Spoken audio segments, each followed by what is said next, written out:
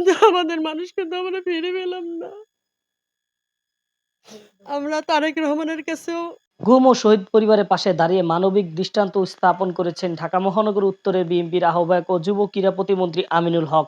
পবিত্র মাহে রমজান উপলক্ষে রাজধানী মিরপুর, বাউনিয়া, কালশী, এভিনিউ 5 সহ বিভিন্ন এলাকায় গুম ও শহীদ হওয়া পরিবারের বিএনপি নেতাকর্মীদের পরিবারের বাসায় গিয়ে নিজে খোঁজ খবর নেন এবং রমজানের ঈদের সামগ্রী বিতরণ করে। আমরা তারেক রহমানের কাছেও দেখা করছি, তারেক রহমানের সাথে কথা বলছি। তারেক রহমান আমাদেরকে আশ্বাস দিছে যে আমি আছি তোমাদের জন্য।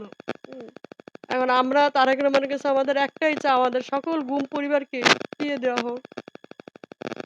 গুম তো হয়ে গেছে। বর্তমানে যে এই আপনাদের এই যে ঈদ উপলক্ষে বা আমিনুল হক এখানকার ক্রীড়ামন্ত্রী তিনি কিভাবে সহযোগিতা করছে আপনাদের? সে সবসময় আমাদেরকে দেখাশোনা করছে, আমিনুল হক। তারপরে আমাদের মিল্টন, শফিকুল ইসলাম খান মিল্টন সাহেব। উনিও আমাদেরকে ২ জনই আমাদের সবসময় আমাদেরকে দেখাশোনা করছে। সবসময় খোঁজ খবর নিছেন। হ্যাঁ? এখন সামনে কি আছে আমরা তো জানি না। তারপর আমরা তারেক রহমানের কাছে আমাদের একটাই আকুতি যে আমাদের গুম পরিবারটার দিকে যেন সে খেয়াল রাখে। আমাদের একটা কিছু সে করে। সে যেন আমাদেরকে যেন ভুলে না যায়।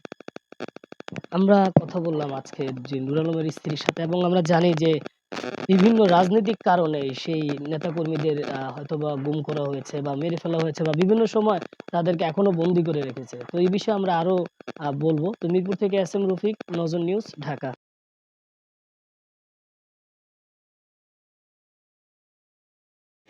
এই দিদার ভাই ভাইয়া ভালো আছেন? প্রেম কই টাকা